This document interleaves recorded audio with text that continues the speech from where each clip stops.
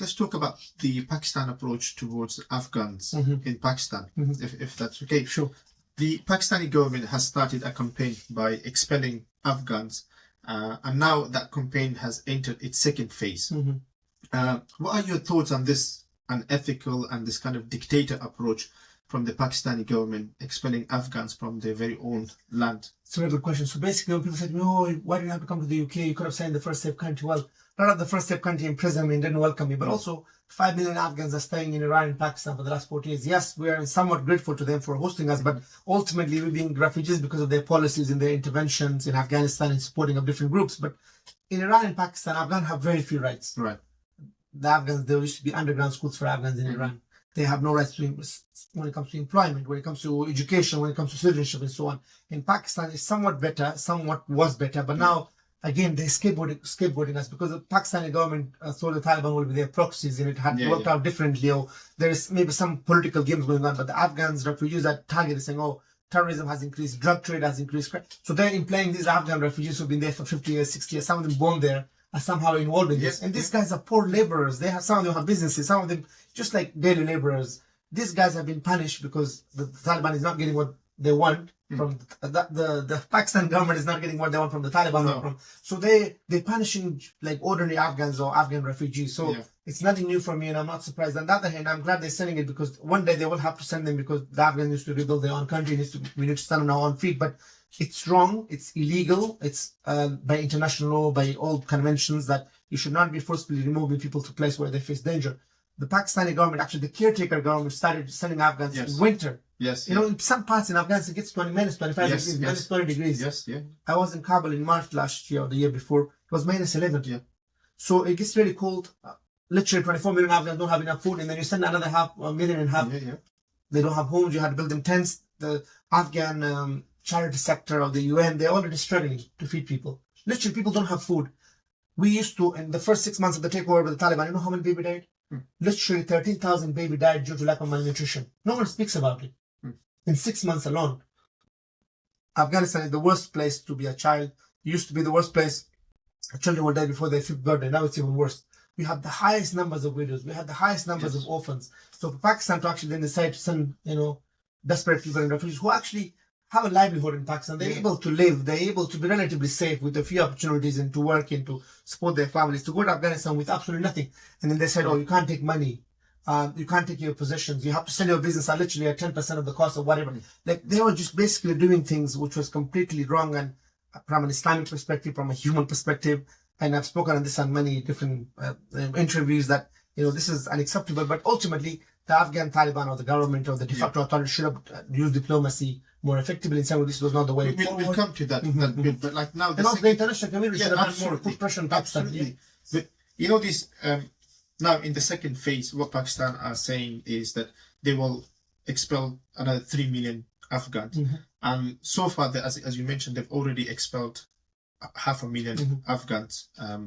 And by expelling them, they took their businesses, they took their properties, and the Pakistani police also looted the Afghans, men and women, by taking their money, gold, and other assets, whatever little they had. And then what we are seeing from that many Pakistani people here in the Western world as well, for example, and this is where the double face or the hypocrisy. They don't acknowledge. They're comparing protesting for Gaza and Palestine, which is good. So, for example, what we are seeing is that many Pakistani people in Western countries marching in the support of Gaza, which is a good thing. Right? I really support that, and I really do respect them for that, because what's going on in Gaza is also heartbreaking. It's a genocide, and it should stop. But we haven't seen any Pakistani people, either here in the West or in Pakistan, speaking about their government and their approach towards the Afghan people. And so, in your view, don't you think this is a bit of a hypocritical kind of approach from the Pakistani people itself? Sure. I mean, let's not, if you get into the blame, that would be not very helpful to our conversation and situation. There was some small protests by human rights people and by activists and stuff, very small, because the Pakistani media and government has done a very good job in the same way like in the UK to dehumanize the Afghans, to treat them as villains, as criminals, even though they've been living there for years. In this point, they're undocumented. Why are people undocumented after 50 years? Even the documented ones have been sent. If you remember, last year in October, the documented ones were sent. But they were saying they're undocumented. Why why are they undocumented in 50 Absolutely. years? That's my point. Why can't you register them? Why can't you help them and support them? Like, again, if you're committing an act of terrorism, you can do it with a passport, you can do it with an ID. Like this idea that because you're undocumented, you're going to be involved in terrorism. These are poor Afghans. So again, on one hand, they should go to Afghanistan by their own means whenever they're ready, and hopefully Afghanistan needs to become prepared, needs to be in a stable state and have the reasonable economic situation to support it. We have over 5 million internally displaced Afghans already. For the last many years, natural disaster, wars, conflicts, all sorts of reasons. We have the worst flooding in Afghanistan in 30 years. We have the worst earthquake in 37 years. We have the worst, there was something else, landslides, and there was earthquake, floodings, landslide, and there was something else as well. There was like 4 natural disasters, and the worst in like so many years. People are displaced, but then Pakistan doesn't. And Iran has been sending Afghans every day. There have been, yes. But not on the same level. But Turkey's been sending Afghans as well. Literally, all the flights from Turkey are full of Afghans. So I think the international community, the UNHCR, the UN agencies, the European Union and the UK, but actually there's been very discussion. So this idea that you want to stop Afghan refugees, then you need to help them where they are. A lot of Pakistan and Iran and other countries to support them better. Absolutely. And then again, make the means possible for Afghans to return home voluntarily and to rebuild their lives. But what has been done is it's forced returns. They were forced to flee and they're now forced to return back. And this is a question, like you talked about the displaced Afghans. My philosophy or understanding from reading the history, Pakistan approximately 74 years old. I think if you look at it, it's in the whole country of Pakistan is younger than the age of my father. Sure. Right? So I personally do not consider Afghans residing in KPK, Khyber Pakhtunkhwa side, as refugees. Sure. I think they are Afghans who has been displaced from one location to another location. But now Pakistan government is forcefully evicting them, the Afghans, from their homes that they built or been residing there for 50, 60 years and so on, and labeling them as a refugee or sending them back saying that this is for the betterment of their country, for example, right?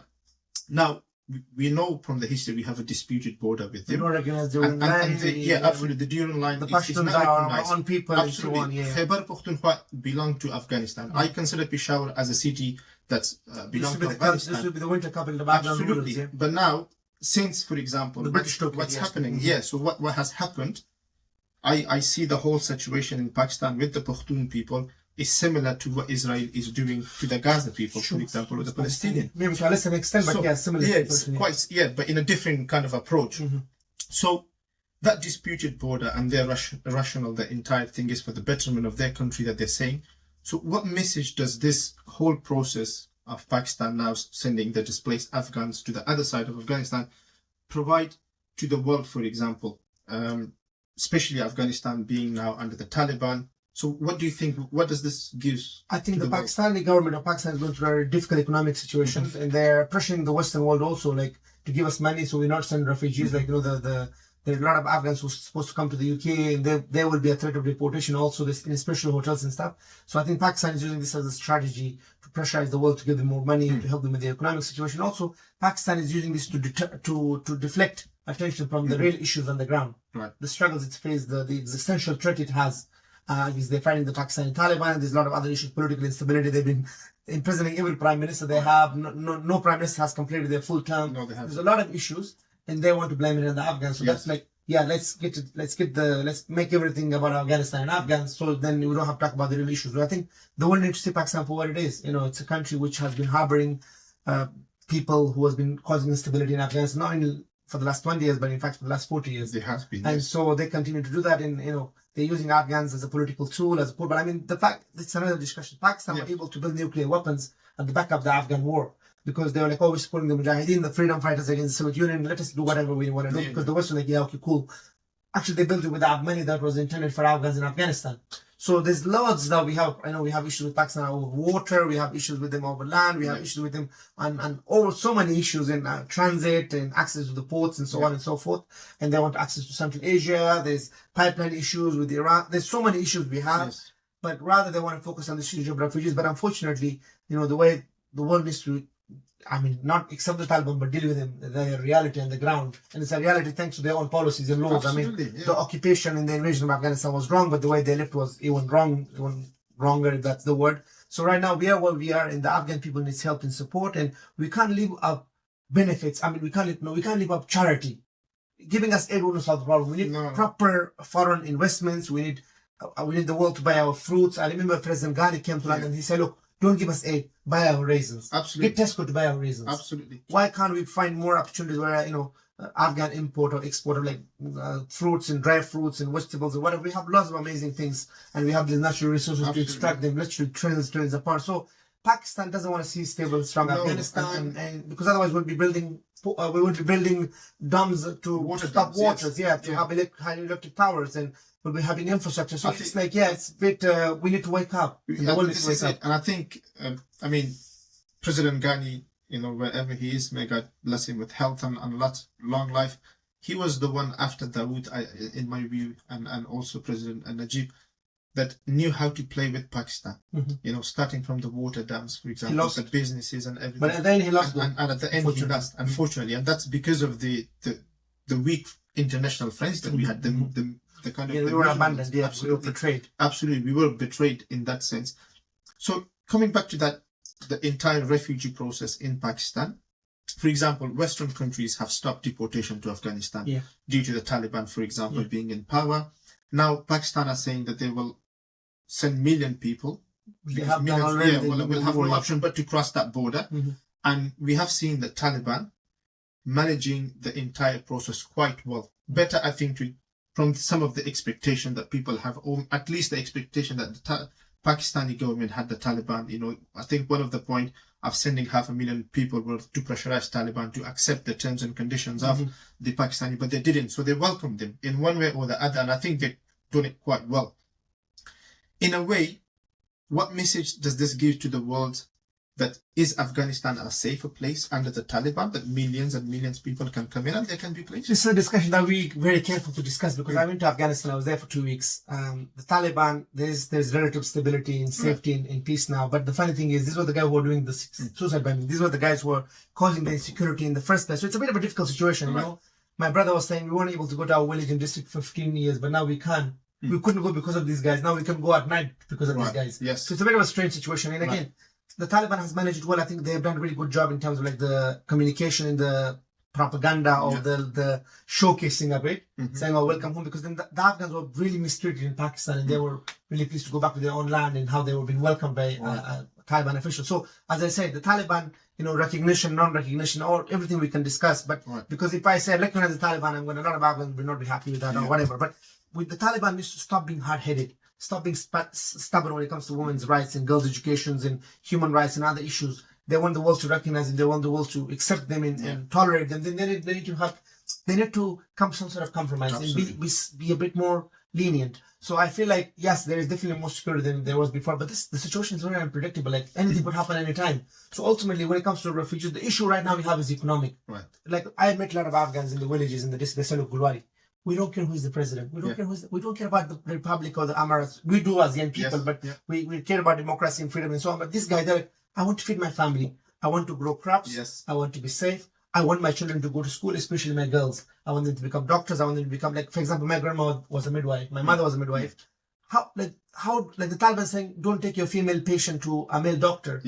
But you're not allowing the girls to be educated. So how does that work? The moon or somewhere. The same issue with like teachers. The teacher in school tell you your sex should be female. Like how do you have female teachers if you don't allow the girls? It's cut-22 so the Taliban are shooting themselves in the foot. Absolutely. Yes, there's ideological issues. They've been campaigning for 20 or 40 years or whatever, saying, oh, this is Western ideas or education, human rights, or women's rights, and this and that. They're like, oh, you can't force us, you can't do this to us. Of course, I think force hasn't worked. There has to be a diplomatic pressure. There has to be a different type of pressure. But ultimately, we need to do business with Afghans in Afghanistan. Whomever is in charge, whomever is governing, the Afghans should not be punished. That's my view. Whether we recognize the Taliban or not, but we need to, like now, the international flights are resuming. We need to have, flights going through Afghanistan so they can pay money and revenues to the Afghans. We need the economy to be rebuilt. If you don't want refugees to come here, then help Afghans to stand on its own feet. And again, we don't want charity. I don't think charity has worked. It has worked. No. We need proper investment. We need proper infrastructure work. We need doctors and scientists and engineers to come and help us with building stuff. We can do this, and we help us with like the funds to build dams, to have electricity, to have, we're building one of the largest projects in Asia, the Push-Tepe Canal. Like things could be done. And again, there's an opportunity, but also I don't want us to miss this opportunity. So it's like, I'm not here sitting here saying, oh, I'm supporting the Taliban. I'm not here saying I don't support them either. I'm in a strange situation because I have family there. And so the Talibans are what it is. Let's deal with them accordingly. And let's hopefully persuade them to do certain things and, maybe accept their demands and so on in some ways. And ultimately, we should do what is in the best interest of the Afghan people. So let's talk about Taliban for another minute or so, and then we move on to my last two questions, if that's okay. As a human rights political activist, which your background in academic is as well as some of the media channels in Afghanistan, and also the activists, the human rights activists in Afghanistan, they now have a limited autonomy to exercise their freedom of speech or the other activities that they used to do. For example, currently under Taliban, that has been limited.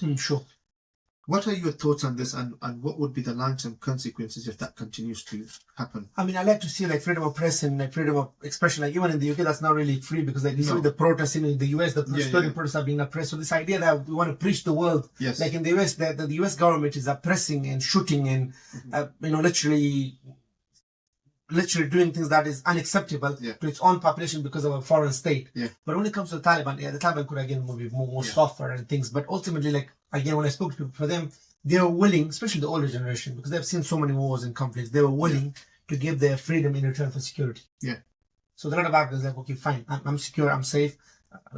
Before we had issues of kidnapping, we had the issue of like killing, we had all sorts of crazy issues, a lot of problems we had with the corruption in the republic.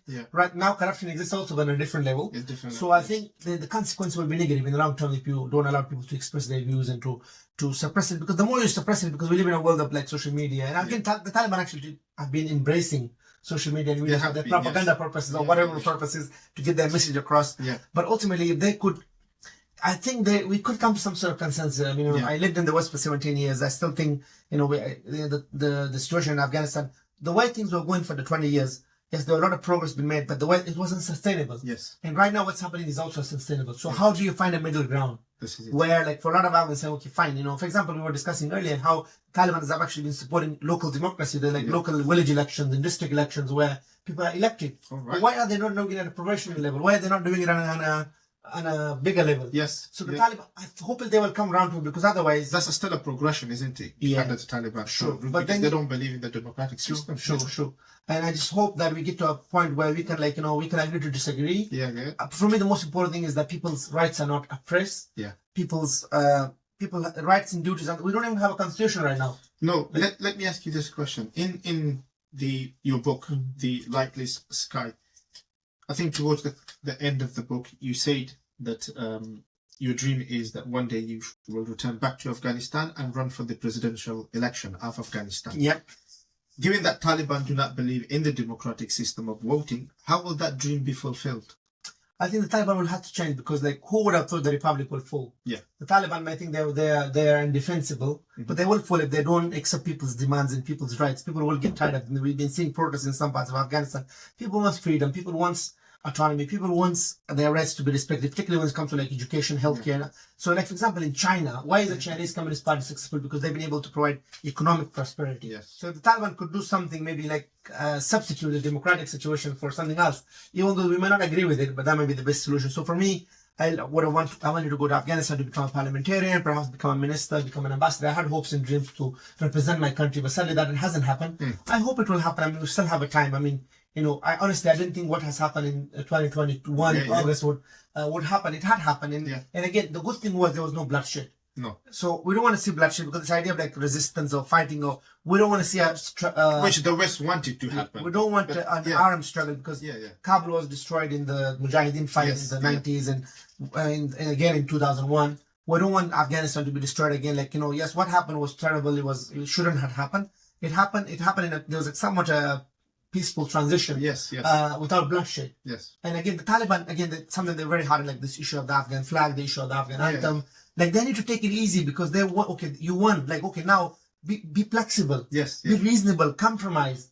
Okay, whatever, however you want to get that, oh, we beat America, we're not going to listen to anyone. Okay, now, okay, you beat America, even though that's not true because America just left, or, just give up, or, for political But reasons. I think let's stick to them. We did beat. Sure, Let's take well, that. this is the thing, because we've been saying, we Because beat they the were Russians. defeated, weren't But this is the thing. they left very miserably. So this is the There's thing. the betrayal to the government. Sure. They're very much, they're very own. I mean, I agree, very because good if in they said the that they were place like to supporting the Taliban, this is the thing. Yeah. So the Afghans beat the Russians, we Yes. beat the British. Yeah. Now we're saying 20 years down there, we're saying we beat the Americans, even Yeah. though the Taliban who were fighting against the Americans, they were labeled as terrorists. So it's a strange situation where terrorists become freedom fighters and freedom fighters become terrorists. It's like I think we can agree to disagree on that. Sure. If you remember, for example, in 2000, Taliban were there in government and America went It took them out. I and remember that. replaced them.